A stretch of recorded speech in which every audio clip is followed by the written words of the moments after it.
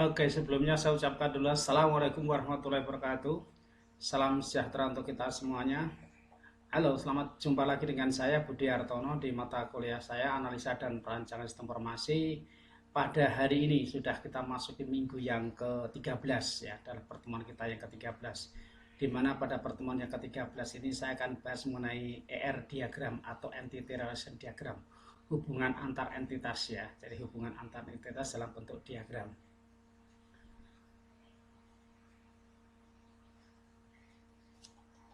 Sebelum lebih lanjut saya sampaikan tentang materi ini, saya sampaikan kepada Anda semuanya, mudah-mudahan Anda semua dalam keadaan sehat walafiat, tidak ada satu kekurangan apapun sehingga bisa mengikuti perkuliahan ini pada kesempatan ini ya. Anda bisa mengikuti perkuliahan dimanapun Anda berada dengan rasa baik, tenang, tidak ada suatu apapun. Oke, ini adalah entitas relation diagram yang akan kita bahas ini adalah gambar bentuk daripada suatu entity relation diagram dan simbol-simbol daripada diagram. Tapi saya tidak akan langsung masuk ke sini, ini hanya sebuah gambaran bahwa yang akan kita bahas hari ini adalah mengenai entitas relation diagram, entity relation diagram ya. Gambar atau bentuknya atau supaya Anda punya bayangan ini bentuk yang akan kita bahas adalah seperti ini. Oke, kita sampai ke ini dulu, tujuan pembelajarannya. Jadi apa yang kita peroleh dari pembelajaran untuk hari ini ya. Jadi hari ini itu kita akan bahas apa toh? Setelah ini kita akan memperoleh apa seperti itu. Jadi setelah selesai pembelajaran ER diagram ini diharapkan nanti mahasiswa mampu memahami komponen-komponen ER diagram serta menyusun suatu database relasional dengan ER diagram. Jadi tujuan utama kenal dulu komponen-komponen daripada ER diagram itu seperti apa. Setelah itu mampu menyusun ER diagram ini ke dalam suatu bentuk database relasionalnya. Atau istilahnya adalah transformasi dari ER diagram ke dalam suatu database seperti itu. Yang kedua, mahasiswa mampu dan dapat membuat skema diagram relasi dengan benar dari ER diagram. Yang kedua, setelah mengenal komponen ya, menyusun ke satu relasi database-nya, harapannya adalah mampu menyusun skema ER diagram ini ya. Hubungan antara entitas satu dengan entitas yang lain itu dengan benar, tidak asal-asalan seperti itu. Yang ketiga, mahasiswa dapat menemukan solusi dari permasalahan dengan menggunakan diagram tes tadi. Jadi dengan kita membuat ER diagram itu nanti solusi mengenai database itu akan terpecahkan di situ. Kenapa kita harus menggunakan ini? Kenapa harus ini? Itu kita bisa melihat relasi antar entitasnya nanti. Nah, seperti itu. Jadi sehingga ditemukan suatu solusi atau jawaban daripada suatu permasalahan yang ada dalam suatu database. Yang keempat, mahasiswa mampu dan dapat mentransformasikan dari bentuk R diagram ke dalam bentuk tabel-tabel yang memiliki relasi. Itu hampir sama dengan di atas tadi sudah dikatakan. Setelah kita mampu menyusun ER diagram ini ya dalam bentuk komponen-komponen yang sudah ada tadi digambarkan dalam bentuk gambar yang sudah bagus, selanjutnya ditransformasikan ke dalam ER, di dalam ER diagram kita transformasikan ke dalam tabel-tabel suatu database sehingga tabel-tabel ini bisa kita gunakan di dalam penggunaan database untuk selanjutnya. Inilah tujuan pembelajaran hari ini yang akan kita peroleh. Selain pertama tadi mengenal komponen, yang kedua membuat skema dengan benar, tidak ada salah-salah tadi. Terus diharapkan yang ketiga menemukan solusinya dari permasalahan suatu database yang ada dengan menggambarkan entitas diagram. Yang keempat mentransformasikan ya dari bentuk R diagram ke dalam bentuk tabel seperti itu.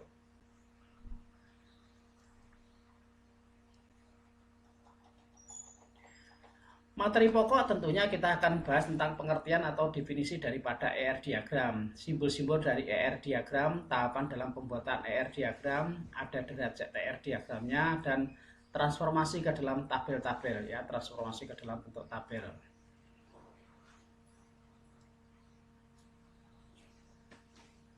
Kita akan mulai dari definisi daripada ER diagram dulu. Jadi sejak dari awal sudah saya sampaikan segala sesuatunya kita harus mengenal dulu yang namanya definisi atau pengertiannya dulu. Artinya apa sih itu ya? Tapi yang harus kita sampaikan adalah seperti itu mengenai ER diagram atau kita mengerti dulu tentang ER diagram ini. R diagram atau RD adalah suatu model untuk menjelaskan hubungan antar data dalam basis data berdasarkan objek-objek dasar data yang punya hubungan antar relasi.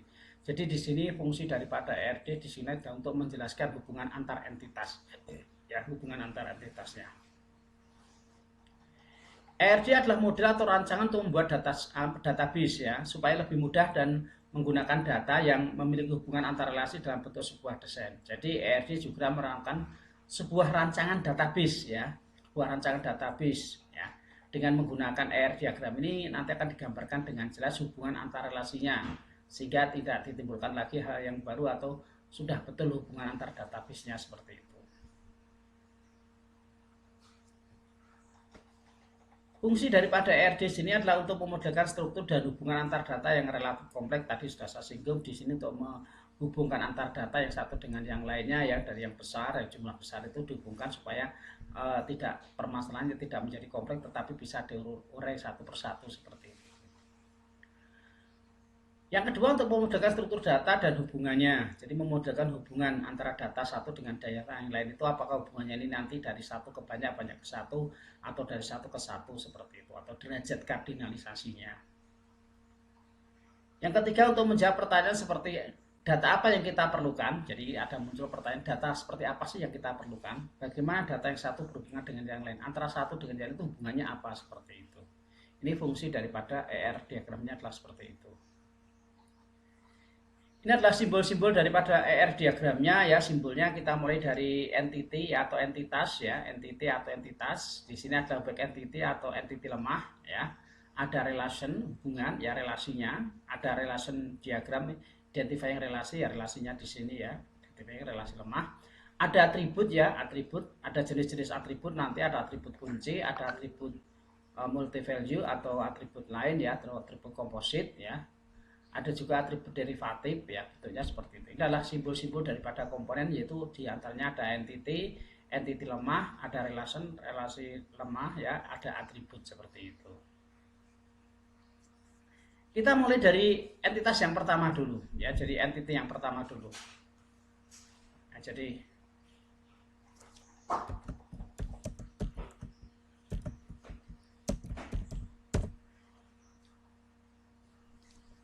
kita mulai dari entitas dulu. Entitas atau entity adalah kumpulan objek yang dapat didefinisikan secara unik ya, secara unik. Jadi bentuknya adalah secara unik. Entitas merupakan himpunan objek seperti orang, benda serta lokasi baik abstrak maupun nyata di mana data disimpan. Pada umumnya entitas diberi nama dengan kata benda. Jadi entitas ini bisa berupa bentuk seperti fisik tapi juga bisa bentuk seperti abstrak seperti itu ya. Jadi ada orang biasanya berupa kata benda seperti itu. Klasifikasi daripada entity, ada entity kuat yang kita kenal dengan nama entitas yang kita sebut tidak strong entity tetapi langsung disebut dengan entity gitu aja ya. Entity yang satu atau lebih atributnya digunakan oleh entity set lain ya, sebagai key dapat berdiri sendiri, contoh karyawan atau pegawai seperti itu. Karyawan atau pegawai, karyawan, dosen, nah seperti itu, mahasiswa itu termasuk entity kuat ya, seperti itu, strong entity. Ada entity lemah atau weak entity, entity yang keberadaannya bergantung pada entity lain di mana tidak berpengaruh pada sistem secara keseluruhan. Jadi entity lemah itu ya suatu entitas yang keberadaannya bergantung daripada suatu entity kuatnya. Kalau tidak ada entity kuat berarti tidak ada entity lemah. Ya, seperti tanggungan nama karyawan. Jadi ada karyawan terus ada anak karyawan. Jadi anak karyawan ini merupakan entity lemah ya. Ada keberadaan ada atau tidak itu ya tidak berpengaruh terhadap sistem seperti itu. Entity sendiri disimbolkan dengan lambang yaitu 4 persegi panjang. Itu gambarnya seperti ini ya, entity 4 persegi panjang seperti itu. Contoh-contoh entity di sini adalah seperti ini. Ada entity pegawai ya, entity pegawai, ada atribut nomor pegawai, ada nama pegawai ya. Pegawai memiliki tanggungan. Nah, di sini ada entity kuatnya, di sini entity kuatnya. Tanggungan ini adalah entity lemah ya, entity lemah. Ada atau tidak ada di sini keberadaan ini bergantung pada pegawai. Tanggungan itu kan dilihat dari pegawai di sini. Kalau di sini tidak ada tanggungannya juga tidak ada masalah seperti itu. Tidak berpengaruh sama sekali terhadap satu sistem seperti itu. Ini yang dimaksud dengan contoh entity kuat dan entity lemah. Bentuknya adalah seperti ini, bahwa entity lemah ini keberadaannya bergantung daripada entity yang strong tadi seperti itu.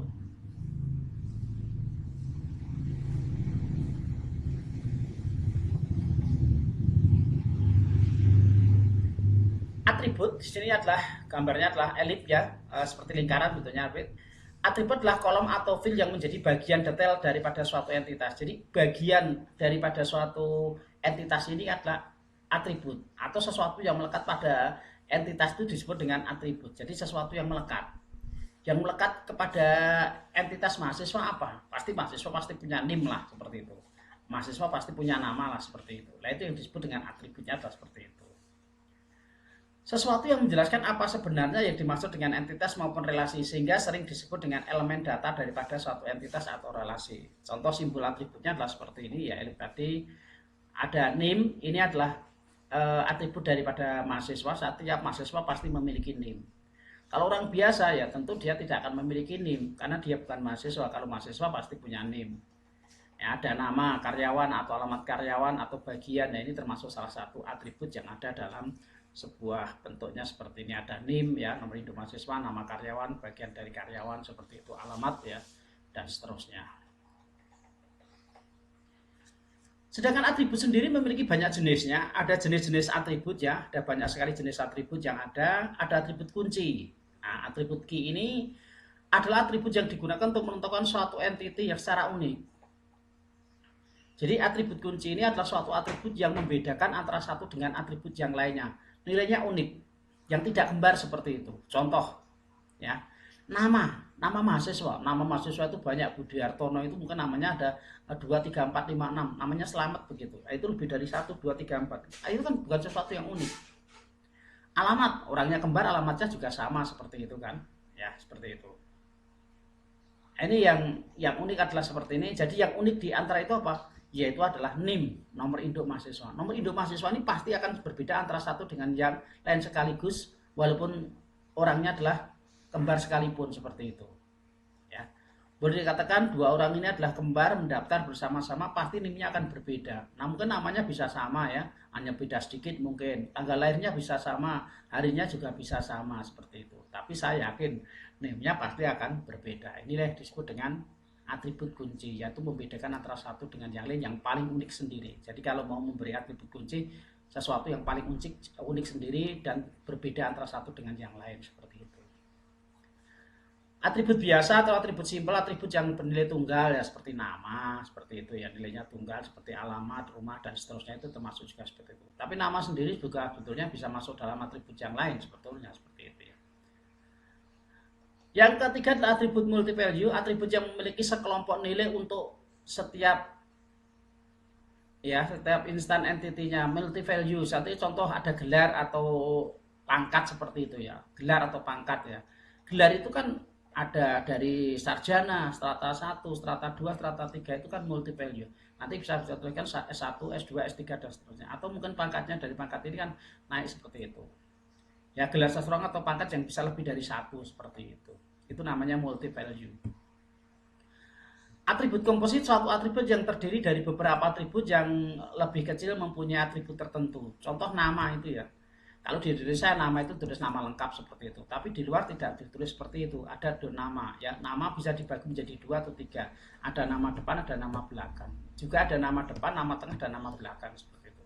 Tergantung daripada memecahnya seperti apa.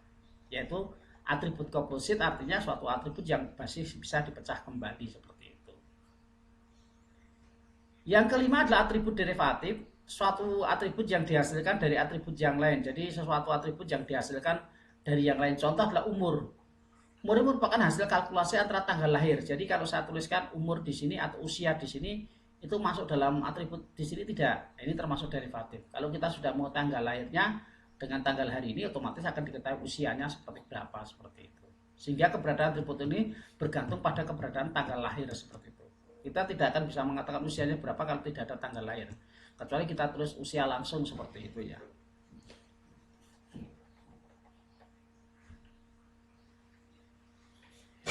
Ini kalau penggambaran supaya lebih jelas, yaitu jenis-jenis atribut ini adalah entitas pegawai ya. Pegawai di sini pegawai, di sini ada pegawai, entitas pegawai atau entiti pegawai. Nah, pegawai ini memiliki NIP, nomor induk pegawai ini yang membedakan antara satu dengan yang lain. Kita gambarkan dengan atribut kunci itu underscore. Di sini kita kasih garis bawah, underscore-nya di sini ya. Jadi NIP ada garis bawahnya seperti ini. NIP dengan garis bawah. Ini kita sebut dengan atribut kunci. Atribut standar atau atribut simpel tadi ya bagian. Bagian ini ya sudah selesai seperti ini, atribut tunggal seperti ini. Ya, tunggal seperti ini ya disebut dengan atribut yang untuk simple atau standar seperti itu. Yang kedua adalah atribut komposit, yaitu satu atribut yang bisa dipecah kembali. Ada nama pegawai, bisa ditulis nama depan maupun nama belakang. Ada kalau mau disebut dengan nama tengah, ini disebut dengan atribut komposit. Atau juga dengan alamat. Alamat dipecah lagi menjadi apa? Alamatnya ini untuk jalan ya seperti itu ya, ada kota ya, mungkin ada kotanya, ada provinsinya, tergantung daripada orang memecahnya seperti apa. Mungkin ditulis dengan alamat jalan atau RT sudah deh. Mungkin kalau mau ditulis ada kelurahan atau kecamatan atau RW-nya, tergantung daripada kebutuhan saja. Nah, ini ada atribut multi-value tadi yaitu gelar. Jadi pegawai ini memiliki gelar, gelarnya mungkin S1, S2, S3 itu kan lebih dari satu itu gelarnya. Nah, itu disebut dengan atribut multi-value. Ada atribut derivatif di mana keberadaannya tergantung daripada ini ya, tanggal lahir. Jadi usia ini tergantung daripada tanggal lahir. Kalau kita sudah ketahui tanggal lahirnya, otomatis akan bisa diketahui usianya, yaitu tanggal sekarang dikurangi dengan tanggal lahir, ketemulah yang namanya usia seperti ini. Ini yang disebut dengan atribut derivatif. Keberadaannya bergantung dengan yaitu tanggal lahir tadi. Maka gambarnya di sini atributnya adalah putus-putus. Sama aja dengan weak entity tadi, entitas lemah tadi, yaitu keberadaannya bergantung pada entitas kuat tadi seperti itu. Oke, sampai sini dulu ada yang mau ditanyakan. Kalau ada silahkan dikirimkan ya, tuliskan pada kolom yang sudah tersedia di kolom diskusi karena ini pembelajarannya bersifat mandiri ya. Silahkan Anda bisa chat. Kalau nanti suatu saat kita perlu diskusi, kita akan diskusikan bersama-sama seperti itu di lain waktu dan kesempatan. Seperti itu ya.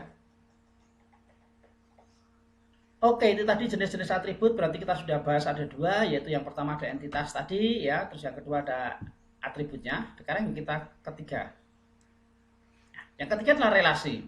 Relasi ini merupakan penghubung antara entitas satu dengan entitas yang kedua. Jadi relasi adalah penghubung antar entitas yang biasanya diawali dengan kata kerja. Kalau entity biasanya berupa kata benda, ya. Kalau relasi ini biasanya adalah kata kerja yang diawali dengan me dan di. Ini merupakan suatu hubungan yang terjadi antar himpunan entitas di mana relasi bisa diberi nama dengan kata kerja seperti itu ya. Ini bentuknya adalah seperti itu. Contoh relasinya seperti ini ya, belah ketupat seperti itu. Contoh relasi himpunan entitas mahasiswa dengan himpunan entitas kuliah. Jadi hubungan antara entitas mahasiswa dengan kuliah itu apa seperti itu. Kita lihat sekarang. Nah, di sini. Ini ada entitas mata kuliah dan ada entitas mahasiswa. Jadi antara entitas dengan entitas ini harus dihubungkan melalui sebuah relasi. Kalau entitas dengan entitas ini tidak ada relasi, tidak ada hubungannya, ya berarti tidak ada artinya seperti itu. Sama halnya dengan dosen dan mahasiswa. Anda sebagai mahasiswa, saya sebagai dosen, ketemu di jalan. Nah, hubungannya apa antara dosen dan mahasiswa? Ya hanya sebagai mahasiswa dan dosen. Kecuali dosen mengampu mata kuliah kepada mahasiswa. Itu akan ceritanya kan jadi berbeda. Jadi di sini adalah mahasiswa mengambil mata kuliah atau mata kuliah diambil oleh mahasiswa. Jadi relasinya berupa ambil, yaitu berupa kata kerja yang diawali dengan me dan di. Mengambil dan diambil seperti itu. Nah, contoh atributnya seperti ini, NPM, nama, alamat, tanggal lahir, prodi. Karena NPM dikasih garis bawah, maka ini adalah atribut kuncinya. Kode mata kuliah di sini juga kita kasih garis bawah, berarti ini kuncinya ada nama mata kuliah, SKS, dan seterusnya seperti itu. Nah, ini. Kalau kita transformasikan dari bentuk ER diagram ke dalam tabelnya adalah sederhana seperti ini. Kita punya tabel mahasiswa. Ada NPM, ada nama mahasiswa, tanggal lahir, dan alamat mahasiswa. Jadi kalau kita tuliskan menjadi tabel mahasiswa, bahwa tabel mahasiswa ini ada NPM, tabel mahasiswa itu ada nama mahasiswa, tabel mahasiswa ada alamat, dan ada tanggal lahirnya. Cuma bedanya di sini NPM ini adalah garis bawah, berarti ini kuncinya yang membedakan keunikan antara satu dengan yang lain. Dan di sini nomornya ini, namanya gadis, jalan lawas, nomor dinas, tanggal lahirnya sekian. Ini nama kenyau, nama virgin, namanya Jaka, seperti ini. Ini contoh-contoh untuk bentuknya adalah seperti ini. Nah, sekarang bentuk transformasi ke dalam bentuk tabel. Jadi ini ada mata kuliah, ambil, dan mahasiswa. Jadi mata kuliah tadi diambil oleh mahasiswa atau mahasiswa mengambil mata kuliah. Kalau kita transformasikan ya ke dalam bentuk tabel, maka mahasiswa ini, NPM ini sebagai nilai kuncinya, ada alamat, ada nama, ada prodi, dan tanggal lahir. Ini kurang ya. Kurang apa? Alamatnya. Di alamatnya belum ditulis ya. Ada NPM, nama, tanggal lahir, dan prodi. Ini hanya 4 ya, kurang 1 ya, berarti ada alamat. Kurang alamat yang belum dituliskan seperti itu. Ya, alamat belum dituliskan. Tabel kuliahnya itu tabel mata kuliah ya, tabel mata kuliahnya di sini tabel mata kuliah, di sini SKS, ada nama mata kuliah dan kode mata kuliah kuncinya. Kode mata kuliah kita kasih bintang di sini kunci. Nama mata kuliahnya di sini ya, NM Matkul, SKS. Nah, ini ambil, berarti kita tulis di sini ada yaitu nomor ambilnya ini sebagai kuncinya, ada NPM, itu relasi dari mahasiswa, dan ada kode mata kuliah, relasi dari mata kuliah, biaya, dan semesternya. Jadi nomor ambil, NPM, kode mata kuliah, biaya, dan semester, seperti itu. Ini transformasi dari bentuk ER diagram ke dalam bentuk tabelnya adalah seperti ini. Link atau garis ya ini ya menghubungkan, yang merupakan notasi untuk menghubungkan antar notasi di dalam suatu pemodelan RD atau entitas ya, ini ya sebagai penghubung supaya jelas kelihatan seperti itu. Berikutnya adalah kardinalitas, kardinalitas atau derajat relasi ya, kardinalitas atau derajat relasi yang menunjukkan hubungan antar maksimal yang terjadi dari himpunan ya entitas yang satu ke himpunan entitas yang lain, dan begitu juga sebaliknya.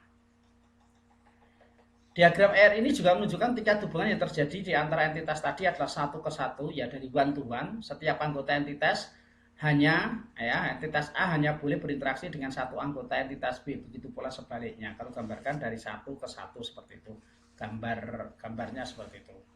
One to many, setiap anggota entitas A dapat berhubungan dengan lebih dari satu anggota entitas B, tetapi tidak sebaliknya seperti itu.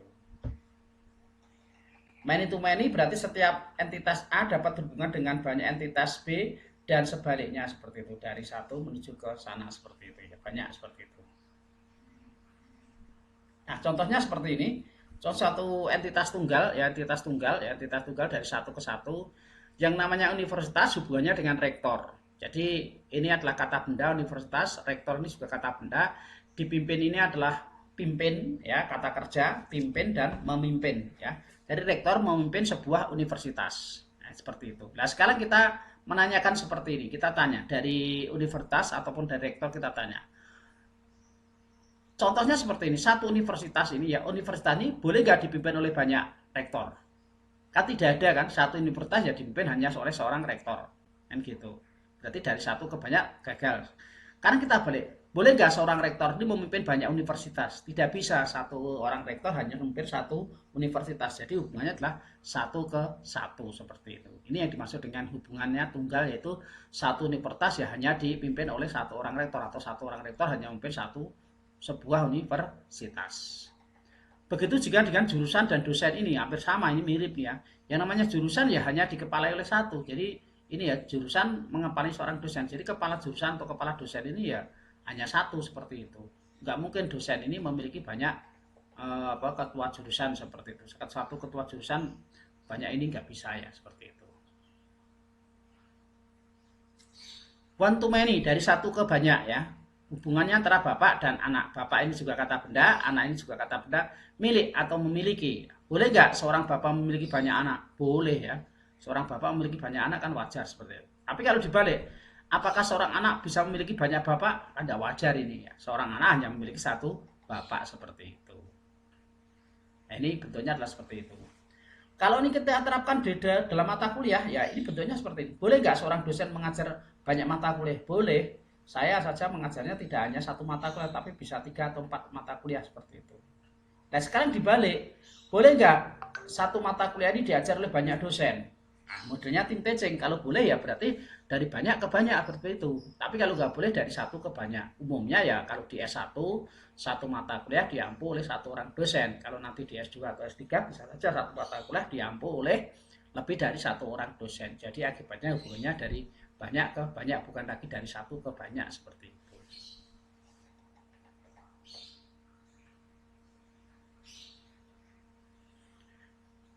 Many to many, ini adalah mahasiswa ambil mata kuliah ya. Jadi mahasiswa ambil mata kuliah, kalau kita tuliskan, boleh nggak seorang mahasiswa ini mengambil banyak mata kuliah? Boleh. Anda kan mengambil mata kuliahnya tidak hanya analisa dan perancangan sistem informasi, tapi ada mata kuliah yang lain, ada pemrograman Android, umpamanya seperti itu. Ada jaringan komputer, umpamanya seperti itu. Nah itu kan boleh lebih dari satu.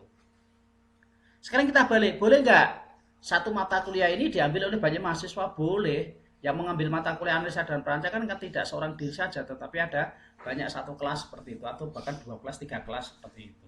Inilah hubungan dari banyak ke banyak. Ya, dari banyak ke banyak.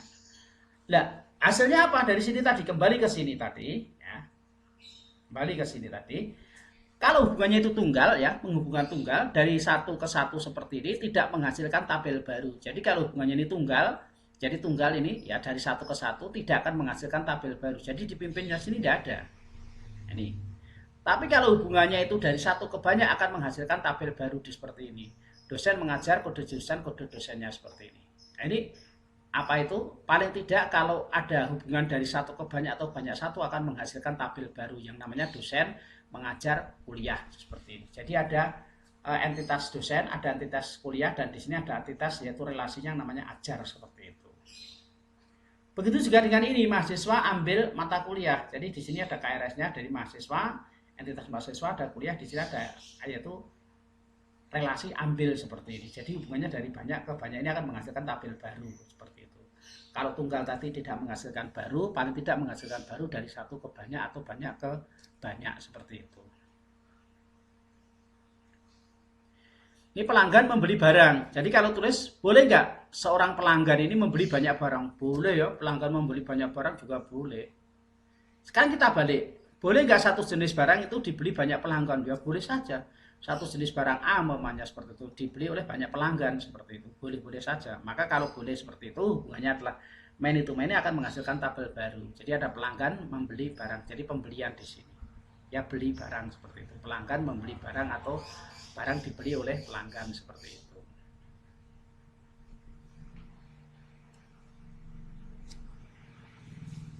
Langkah selanjutnya adalah tahapan di dalam pembuatan ER diagram. Langkah-langkahnya seperti apa untuk membuat ER diagram itu? Langkah yang pertama adalah mengidentifikasikan dan menetapkan seluruh himpunan entitas yang terlibat.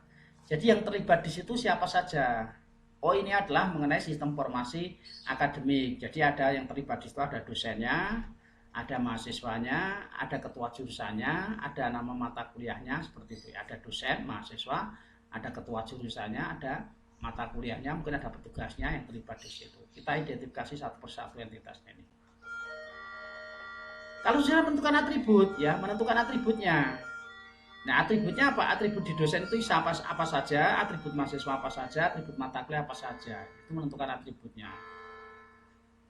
Yang ketiga, mendikatesikan dan menetapkan seluruh himpunan relasi di antara himpunan entitas yang ada beserta warganya. Setelah itu kita tentukan yaitu atribut kunci maupun atribut-atribut yang bisa dipecah, atribut kompositnya seperti itu atau atribut tunggalnya seperti itu.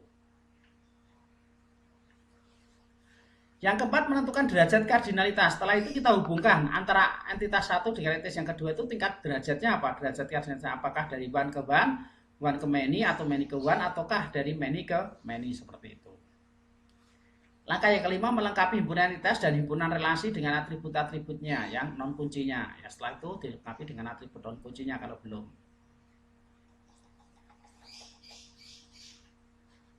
Selanjutnya masuk ke kamus data ya, masuk ke kamus data dan merupakan hasil referensi dari mengenai ini. Kamus datanya hanya contohnya seperti kamus ya, seperti Anda punya kamus bahasa Inggris seperti itu ya. Perhatikan diagram R di bawah ini ada mahasiswa ambil kuliah. Jadi di sini ada mahasiswa, NIM ini kuncinya, ada alamat dan nama. NIM ini kuncinya dan kode mata kuliah ini kuncinya. Di sini ada mata kuliah, kode mata kuliah dan mata kuliah. Seperti ini.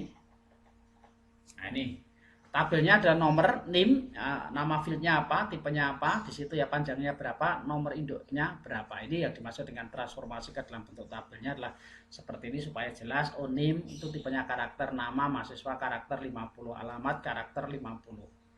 Desain outputnya nanti kalau kita tuliskan NIM-nya di sini ada sebanyak ini ya, 10, ada nama mahasiswa dan seterusnya seperti itu.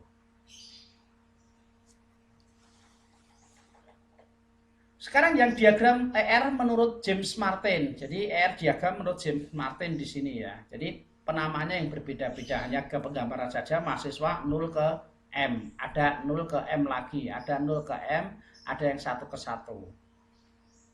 Jadi seorang mahasiswa di sini belajar mata kuliah dan kuliah ini diajarkan oleh seorang dosen seperti itu. Seorang mahasiswa dapat mempelajari banyak mata kuliah sekaligus dari satu ke banyak. Jadi ini adalah seorang mahasiswa ini dapat mempelajari lebih dari satu mata kuliah. Tapi boleh juga tidak atau belum mempelajari mata kuliah satupun. Mahasiswa jadi terima kalau belum ada kuliah, berarti mahasiswa ini belum pernah menempuh mata kuliah sama sekali, maka 0. Yang kedua, antara kuliah dengan dosen. Setiap mata kuliah dapat diikuti oleh banyak mahasiswa. Jadi mata kuliah diikuti oleh banyak mahasiswa. Tetapi bisa saja ada mata kuliah yang tidak atau belum pernah diikuti oleh satu pun mahasiswa. Karena dia tidak pernah mengambil mata kuliah itu, seperti itu. Seorang dosen bisa saja mengajar banyak mata kuliah sekaligus, tetapi bisa terjadi ada dosen yang tidak atau belum diperbolehkan mengajar satu mata kuliah pun, yaitu ada TP, tenaga pengajar, seperti itu ya.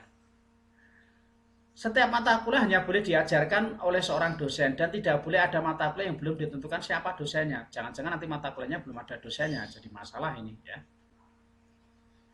Ini bentuknya adalah seperti ini, dari banyak ke nol tadi, dari banyak ke nol, atau dari nol ke banyak di sini. Dari banyak ke satu atau dari satu ke banyak. Nah di sini dari satu ke satu, dari satu ke nol, nol ke satu, seperti itu. Bentuknya adalah seperti ini. Mahasiswa dari banyak ke nol, berarti seorang mahasiswa ini boleh mengambil ya mata kuliah lebih dari satu, seperti itu.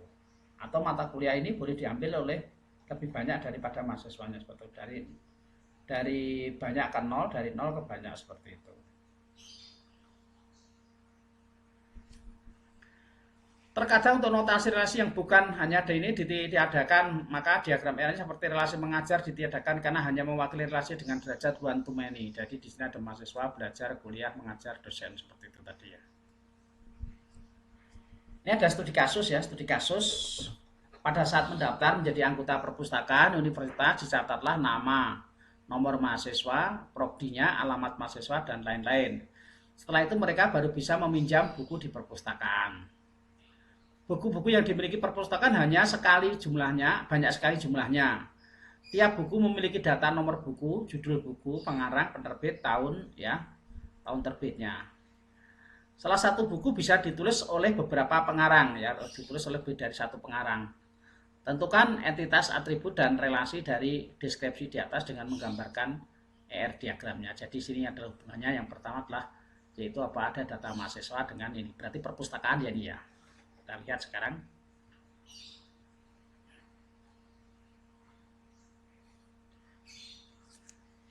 Langkah-langkah tentukan entity yang dapat diperlukan. Jadi entitas apa yang ada di sana. Yang kedua menentukan atributnya, menentukan relasinya, menggambarkan ER sementara, yaitu menentukan kardinalitasnya, menentukan atribut kunci ya, menggambarkan ER diagram beserta kuncinya, dan transformasi ke dalam bentuk tabel atau database. Nih, mahasiswa tadi ya ada anggota, kartu anggota perpustakaan ya kita tentukan ada atributnya, ada NPM, nama, prodi, alamat, dan seterusnya. Buku-buku kita kasih nama atributnya buku. Buku tadi memiliki nomor buku, judul buku, pengarang, penerbit, tahun terbit. Satu buku bisa ditulis lebih dari beberapa pengarang, berarti ada relasi pinjam dan kembali. Nah ini anggota pinjam buku, boleh nggak satu anggota meminjam lebih dari satu buku? Boleh, berarti dari hubungannya dari satu ke banyak. Boleh nggak satu jenis buku dipinjam oleh banyak anggota? Boleh, karena eksemplarnya lebih dari satu, seperti itu. Kembalikan anggota mengembalikan buku, buku dikembalikan oleh anggota, seperti itu. Contoh kasusnya. Nah ini tadi ya, menentukan atribut kuncinya. Jadi mahasiswa yang paling unik adalah NPM. Dari buku-buku kita tulis itu nomor bukunya. Di peminjaman yang paling unik adalah nomor pinjam. Kembali adalah nomor pinjamnya. Di sini sama, seperti itu ya, sebagai dasar kuncinya. Ini ya anggota pinjam buku. Jadi anggota ini NPM yang adalah garis bawah, nama, prodi, dan alamat. Ini buku, ada nomor buku ini yang paling unik ya, judul, pengarang, penerbit, tahun terbit. Jadi anggota pinjam buku atau buku dipinjam oleh anggota. Di sini ada nomor pinjam, ada tanggal pinjamnya, ada NPM sebagai anggotanya, dan nomor buku yang kita gunakan untuk itu. Ya, ini ya, transformasi ke dalam bentuk tabel. Nah ini bentuknya seperti ini. Jadi ada tabel mahasiswa, terdiri dari ada NPM, nama, program studi, dan alamatnya. Untuk tabel buku terdiri dari nomor buku, judul, pengarang, penerbit, dan tahun terbit. Tabel relasinya dan nomor pinjam, NPM, kalau sudah diketahui NPM-nya berarti sudah diketahui namanya. Nomor buku, kalau sudah diketahui nomor bukunya otomatis akan diketahui yang lain, yaitu judul buku, pengarang, dan penerbitnya.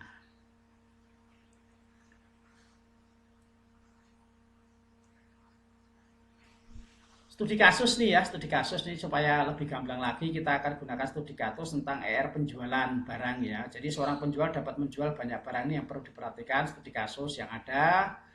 Penjualan merupakan aktivitas menjual produk bisa berupa barang ataupun jasa. Aktivitas ini dilakukan oleh dua pihak, yakni penjual dan pembeli. Pada studi kasus kali ini akan kita coba membuat perancangan berbasis data menggunakan pemodelan NLP dengan aturan-aturan sebagai berikut. Seorang penjual dapat menjual banyak barang, berarti penjual boleh menjual banyak barang seperti itu.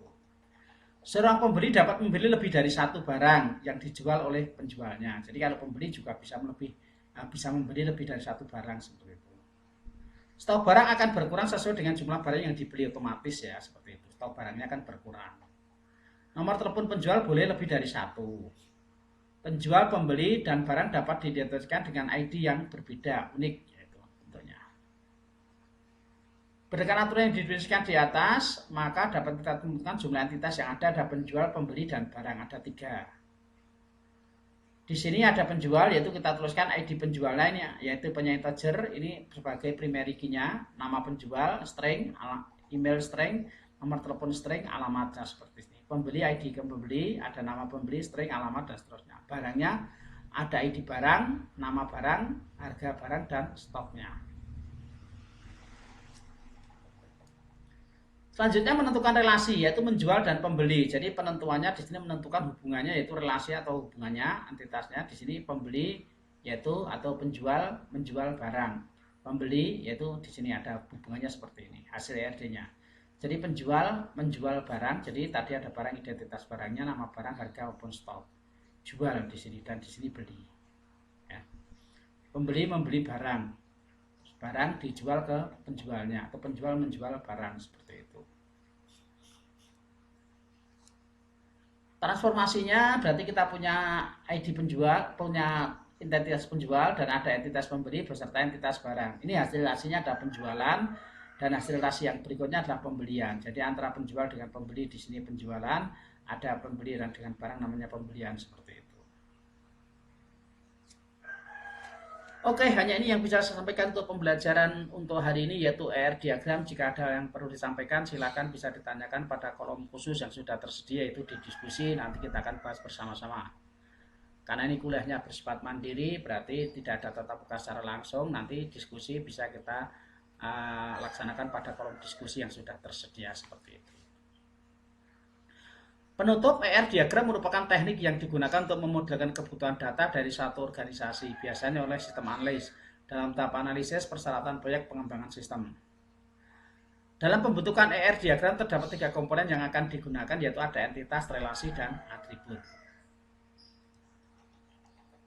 Derajat relasi suatu kardinalitas rasio. Kardinalitas menjelaskan jumlah maksimum hubungan antara entitas satu dengan entitas yang lain. Terdapat 3 kardinalitas, yaitu dari satu ke satu, satu ke banyak atau banyak ke satu, dan dari banyak ke banyak.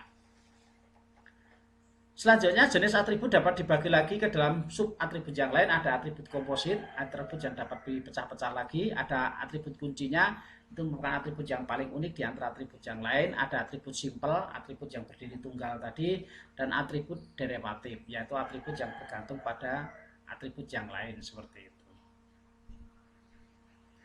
Terima kasih, hanya ini yang bisa saya sampaikan untuk pembelajaran hari ini. Terima kasih untuk atensi Anda. Sekali lagi, mudah-mudahan apa yang saya sampaikan bisa dimengerti. Jika belum jelas, bisa disampaikan di kolom diskusi atau kolom chatnya. Terima kasih, akhiri salam. Wassalamualaikum warahmatullahi wabarakatuh. Sampai jumpa lagi minggu yang akan datang. Terima kasih.